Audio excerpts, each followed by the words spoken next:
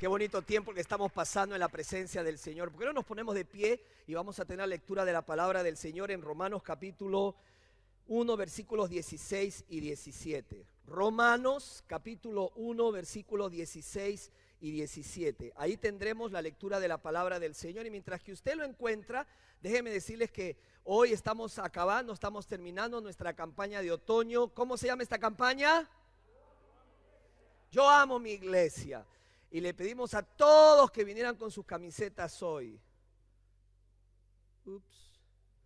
Y algunos no las trajeron. Pero la idea es que hoy es nuestro último día, pero no es que hoy termina nuestro amor por la iglesia. Nuestro amor va a continuar, amén. Porque Cristo amó a su iglesia y se entregó a sí mismo por ella. Vamos a leer Romanos capítulo 1, versículos 16 al 17. Dice así: porque no me avergüenzo del evangelio, porque es poder de Dios para salvación a todo aquel que cree, al judío primeramente y también al griego.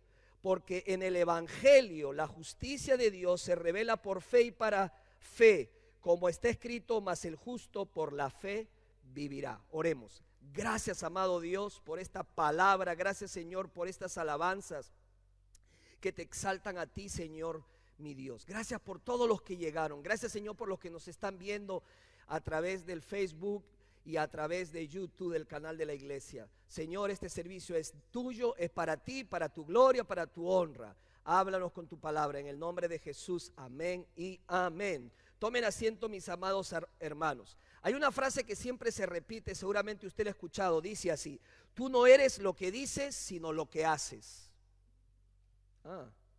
Tú no eres lo que dices, sino lo que haces. Eso es una gran verdad. Yo puedo decir muchas cosas, pero lo que yo hago es lo que yo soy. O sea, mis hechos dicen más que mis palabras. Yo puedo decir, yo amo a mi esposa, pero cuando ella me pide ayuda, le digo, en la casa le digo, ¿sabes qué? No cuentes conmigo. ¿De qué me sirve hablar tanto si en los hechos no lo demuestro? No demuestro mi amor. Tú eres lo que dices. Tú no eres lo que dices, sino lo que haces. Hermanos, nuestra identidad como cristianos se define por lo que hacemos, no tanto por lo que decimos. Si decimos que somos seguidores de Cristo para hacer lo que Cristo nos pide hacer, entonces eso va a definir nuestra identidad. La identidad es lo que tú eres, lo que yo soy en esencia. Y lo que yo soy lo demuestro con mis actos, con mis hechos. Lo demuestro. Y yo amo a Cristo, yo soy hijo del Señor. Entonces, ¿qué hago? Yo le obedezco. Quiero caminar en obediencia. Tu identidad está definida por lo que haces, no por lo que dices, no por lo que yo pueda decir o lo que tú puedas decir. Seguro, hermanos, alguien que estaba seguro de su identidad era el apóstol Pablo. Pablo estaba 100% seguro de quién era él como hijo de Dios. Y no solamente estaba seguro, sino que vivía lo que él creía ser. Él tenía una nueva identidad. Pablo en ocasiones dijo: soy deudor de Dios. ¿Por qué? Porque su deuda era que Cristo había pagado por sus pecados. Y esa deuda es nuestra también. Aunque nosotros no vamos a poder pagar lo que Cristo hizo por nosotros jamás, sí podemos devolverle. Sí podemos demostrarle nuestro amor, nuestro afecto, nuestra simpatía, nuestro agradecimiento con compartir el evangelio. Somos deudores de la salvación que hemos recibido. Ahora, Pablo dice, ¿cómo empieza el versículo? Dice: porque no me avergüenzo del evangelio. Dice Pablo, yo no me avergüenzo de este evangelio, porque es poder del Señor. Ahora, no es que, pues claro, pastor, todos podemos decir, yo no me avergüenzo del evangelio, yo no me avergüenzo de ser cristiano, pero en el contexto, cuando Pablo está diciendo estas palabras, entonces sí cobra relevancia, porque una cosa es decir ahora, actualmente en este país, en esta ciudad, que tú y yo digamos, no me avergüenzo del evangelio, pero otra muy distinta es cuando alguien dice esto en un contexto hostil, peligroso para los cristianos. Pablo decía, yo no me avergüenzo. ¿Sabe qué significa yo no me avergüenzo? No importa que yo pueda perder mi vida, no importa que mi vida esté en riesgo, no me interesa. Yo no me avergüenzo de ser cristiano. No me avergüenzo del evangelio.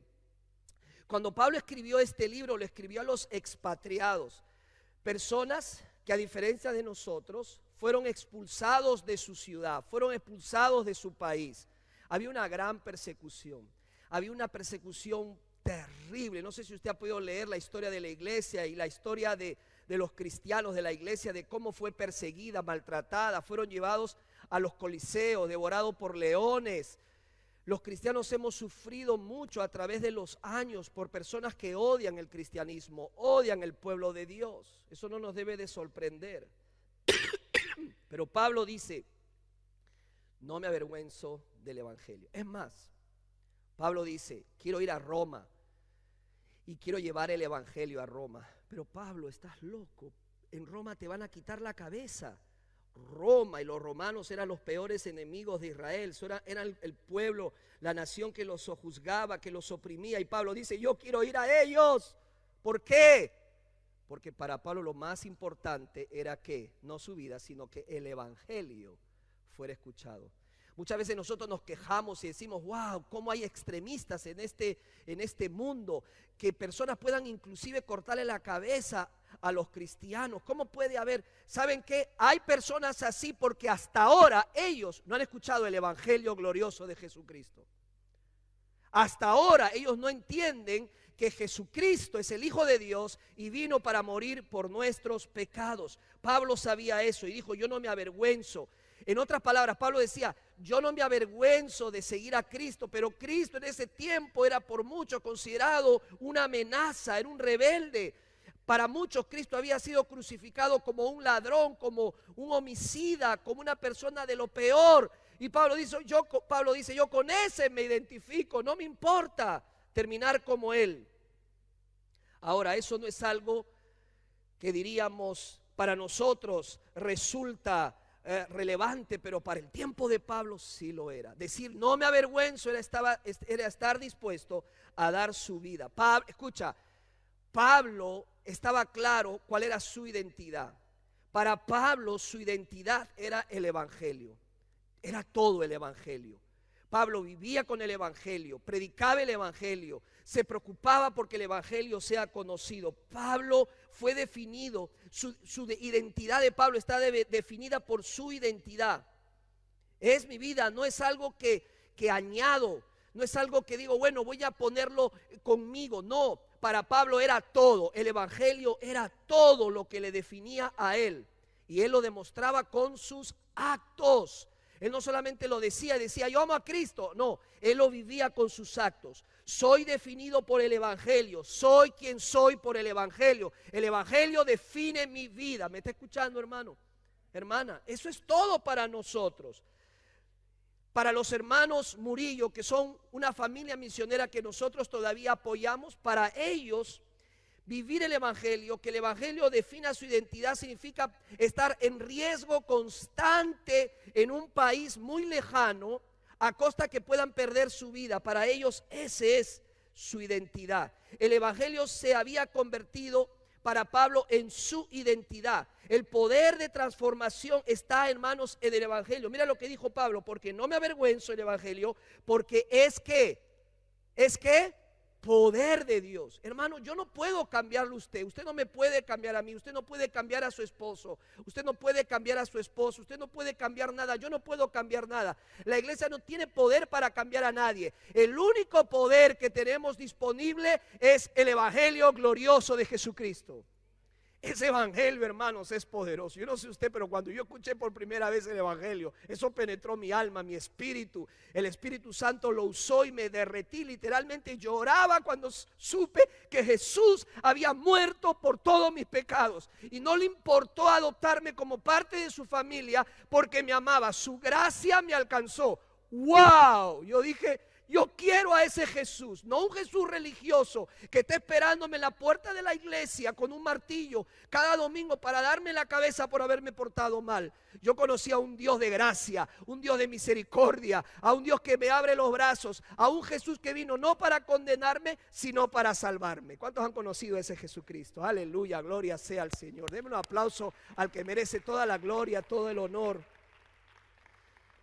Hermanos, el Evangelio me ha cambiado, el Evangelio nos ha cambiado, pero no solamente basta con decirlo, hay que vivirlo. No es lo que tú dices, sino lo que haces, lo que hace la diferencia. Si queremos que la identidad del Evangelio no solo sea de los misioneros, sino nuestro, si queremos que esa identidad, tenemos que tomar 3 decisiones para que el Evangelio sea nuestra realidad, nuestra identidad real. Ahora, yo tengo acá un megáfono chiquito, me lo compraron, me lo regalaron hace algún tiempo atrás y siempre lo conservo. Y tiene muchos sonidos medios extraños y volumen y todo. Pero ¿sabes por qué lo traigo? Porque en mi Biblia yo siempre tengo la costumbre, a ver cuántos ven, miren mi Biblia. Yo siempre tengo la costumbre de escribir o de dibujar un megáfono cuando encuentro la palabra evangelio. Ahora, ¿cuándo cogemos un megáfono? Cuando queremos decir algo importante, cuando queremos que nos escuchen, cuando queremos que nos presten atención. El Evangelio es algo por el cual, hermanos, podemos vivir y podemos morir, lo vale todo. El Evangelio es poderoso y tenemos que proclamarlo a tiempo, dice la Biblia, y fuera de tiempo. Siempre hay una ocasión para poder compartir el Evangelio. No lo calles, no lo escondas. Compártelo, porque así como tú una vez fuiste receptor de ese Evangelio, otros también quieren escuchar el Evangelio del Señor. ¿Cuáles son esas 3 decisiones para que el Evangelio sea nuestra identidad real? Número 1, tenemos que rendir el propósito de nuestra vida a Dios. Tenemos que rendir el propósito de nuestra vida a Dios. Pablo se llamaba a sí mismo esclavo de Jesucristo. ¿Cuál es la diferencia entre siervo y esclavo? Un siervo recibe un pago por lo que hace lo que le piden y luego se va. Pero un esclavo es vendido, es entregado, es totalmente rendido a su amo. Pablo dice, yo soy esclavo de Jesucristo y Él me ha comprado con su sangre bendita en la cruz del Calvario. Yo pertenezco a Él y no quiero dejarlo jamás. Y Pablo se sentía así y sentía que le debía todo al Señor Jesucristo. Ahora, no es que Pablo nunca tuvo una identidad. Él tuvo una identidad pasada. Él era judío, fariseo, era muy celoso de la ley. Pero cuando tuvo un encuentro con Jesucristo, todo cambió. Amén. Cuando tú tienes un encuentro verdadero con Jesucristo, tu vida no puede ser la misma. ¿Cuántos dicen amén? Es que, hermano, la dulzura, la belleza, el amor, la misericordia y la gracia de Jesús, cuando impacta tu vida, tú no puedes ser el mismo. Hay un cambio operado en nuestro ser. Así que recuerda bien, tenemos que rendir el propósito de nuestra vida a Dios. Pablo antes vivía para él mismo, pero ahora vive para Jesús. No es que él dedicaba un día a Jesús, él dedicaba toda su vida a Jesucristo. Él entregaba su vida al Señor. Fuimos creados y recreados por el Evangelio para Él, para el Evangelio, para Jesucristo. El verdadero objetivo de mi vida es compartir el Evangelio. Pablo dijo, mi existencia radica en esto, en compartir el Evangelio siempre, a los judíos y a los no judíos. Hermano, Jesucristo experimentó la tentación en el desierto. ¿Cuántas veces el diablo lo tentó? ¿Se acuerdan? ¿Cuántas? 3 veces. Pero si tú estudias ese capítulo de la tentación de Jesús, realmente fue tentado una vez en 3 formas, en 3 maneras, en 3 momentos. La tentación era muy simple. El diablo le dijo, ¿sabes qué? Tu misión sea yo, adórame a mí. Que tu misión sea yo mismo. Deja la misión de tu padre, abandona la misión de tu padre, no le hagas caso, sírveme a mí, que yo sea tu misión, que yo sea todo. 3 veces Satanás lo tentó con la misma tentación, que la misión de su vida fuera él y no la de Dios. En otras palabras, lo que Satanás quería era sacarlo de la misión de Dios, sacarlo de la misión de Dios. ¿Cuál es tu identidad, hermano, hermana? Yo te pregunto, ¿vives para quién? ¿En qué consiste tu vida? Vivir nuestra vida tenemos que tomar esta decisión, vivir nuestra vida para nuestra misión o para su misión. No hay otra. Vivir nuestra vida para mi misión o vivir nuestra vida para su misión. Hermanos, ¿qué vas a elegir? ¿Para quién vas a vivir? ¿Para qué misión vas a apasionarte, vas a entregarte, vas a hacer todo lo posible para tu propio plan, para tu propio propósito o para la misión por la cual el Señor te ha salvado? Para la misión de Jesús. ¿Por qué? Porque el Evangelio cambia nuestras vidas. Somos lo que somos, nuestra identidad es el Evangelio. Pablo vivía cada día el Evangelio. Así que lo primero que nosotros, hermanos, tenemos que hacer, tenemos que rendir el propósito de nuestra vida a Dios. En segundo lugar, tenemos que buscar oportunidades de servicio. Tenemos que buscar oportunidades de servicio. No sé cuántos de ustedes prestaron atención al video que nuestro hermano mostró. ¿Cómo se llama ese proyecto? Fútbol de alcance. Hermanos, es algo muy simple. Los hermanos se reúnen, juegan su pelota e invitan a otras personas, a otros hombres a venir, y a través del fútbol podemos convertir el deporte en un medio para alcanzar a otros. De eso se trata. Cuando tenemos celebraciones, traemos las banderas, hemos traído a misioneros no para escucharles simplemente sus historias y escuchar si le mordió una culebra o cuánto miedo tuvieron cuando enfrentaron la oposición, o para deslumbrarnos de las historias que nos traen. No, todo eso tiene un propósito muy simple. Nuestro propósito es buscar áreas en donde yo puedo involucrarme, en donde yo puedo servir. ¿Por qué nos reuníamos con los misioneros en las casas? Para escucharles, pero también para entender en qué parte yo puedo servir. ¿Cuál es la parte que yo puedo hacer? ¿Cuál es mi parte en el reino de Dios? Buscar el objetivo de tu vida es el propósito por el cual este mensaje está siendo predicado. ¿Cuál es la razón de tu vida? ¿Vives para tu misión o vives para la misión de Dios? No hay un término medio, no puede haber los dos, o uno u otro. ¿Sabes cuál es la división más grande de las iglesias? Esto lo escuché, hermanos, y me llamó mucho la atención. ¿Cuál es la división más grande en las iglesias? No es la división entre ricos y pobres, no es la división entre los que tienen casa propia o los que alquilan, no es la división entre salvadoreños y hondureños o guatemaltecos, no es la división entre peruanos y bolivianos, no es la división entre uruguayos y argentinos.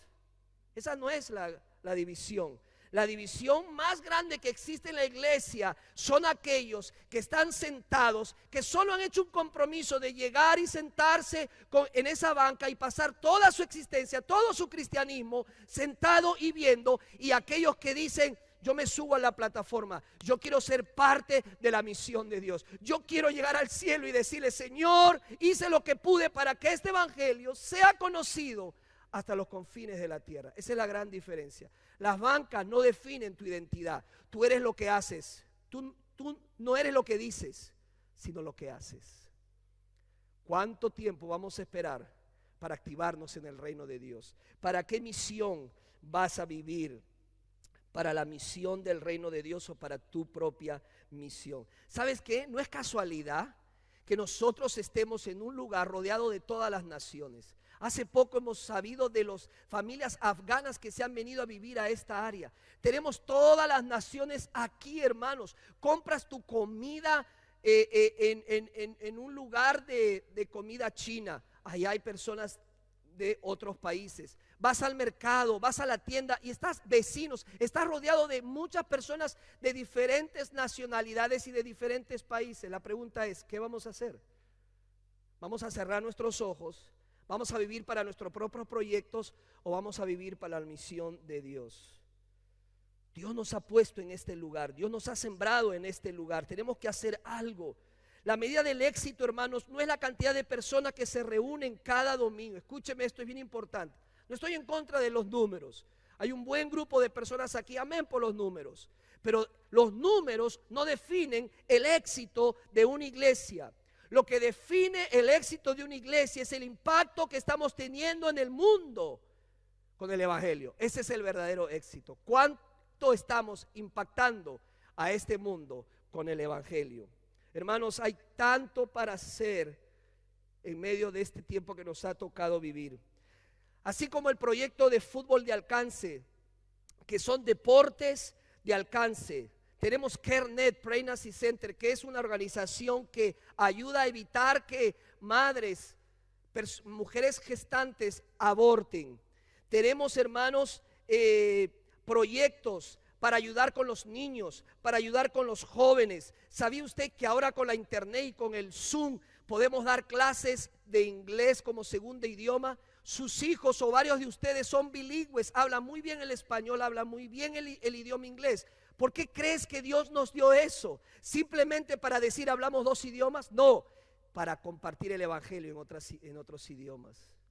¿Sabías tú que la iglesia americana, por ejemplo, tiene un proyecto para alcanzar a pueblos no alcanzados a través de la enseñanza del inglés como segundo idioma? Y no lo hacen aquí, lo hacen en las propias casas con personas de otras nacionalidades.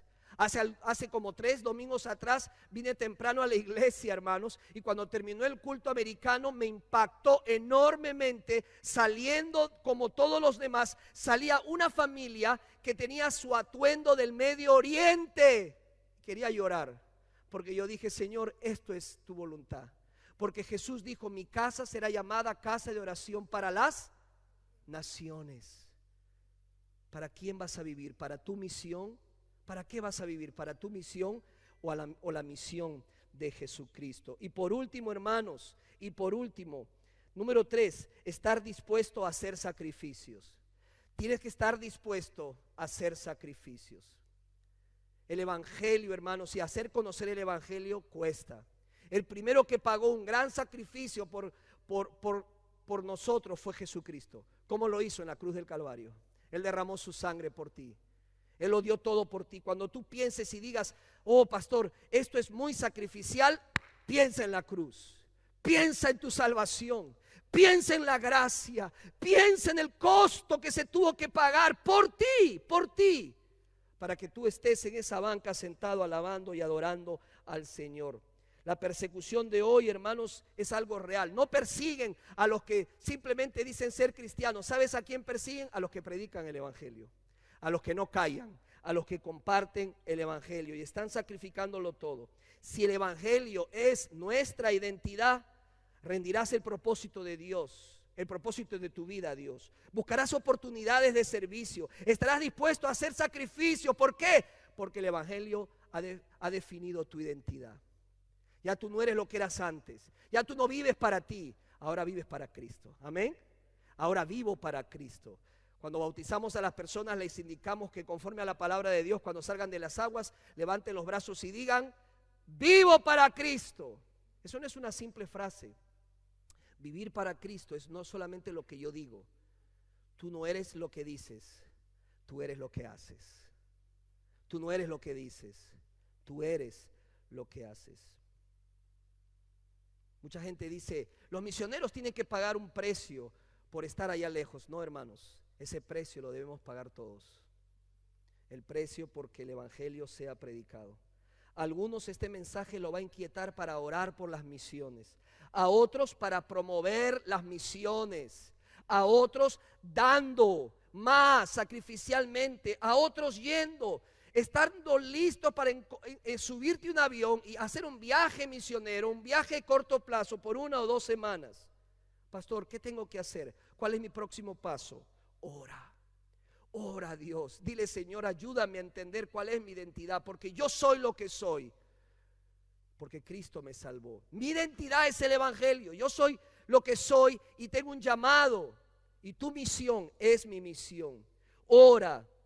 Pregúntale al Señor: Señor, ¿dónde puedo involucrarme? ¿Localmente? ¿Globalmente? Habla con tu líder, con tu maestro del salón y dile: estoy dispuesto a servir. No puedes esperar más. No podemos esperar más. Ama tu iglesia. Este mensaje tiene ese título: ama tu iglesia compartiendo de tu fe. Si no lo hacemos nosotros, ¿quién? Si no lo hacemos ahora, ¿cuándo? Tú no eres lo que dices, sino lo que haces. Vamos a orar. Amado Padre Celestial, tu palabra es muy clara, Señor, y ella nos convence. Amado Padre Celestial, yo no puedo hacer que mis hermanos se motiven. Nadie tiene un poder extraordinario que viene de nosotros para cambiar nuestra manera de pensar, para ver el cristianismo de una manera correcta como Pablo lo veía. Pablo decía: yo no me avergüenzo del evangelio porque es poder de Dios a todo aquel que cree. Y Señor, solamente el Espíritu Santo puede cambiar nuestras vidas, nuestras intenciones y nuestras motivaciones. Ayúdanos como iglesia a abrir nuestros ojos y a ver las oportunidades que están frente nuestro, Señor. Nosotros no somos lo que decimos, somos lo que hacemos. Gracias por Pablo y gracias por tantos hombres y mujeres que decidieron con todo su corazón compartir el evangelio y hacerlo hasta donde sus fuerzas se lo permitieran. Damos toda la gloria y la honra a ti. En Cristo Jesús. Amén y amén. Gloria.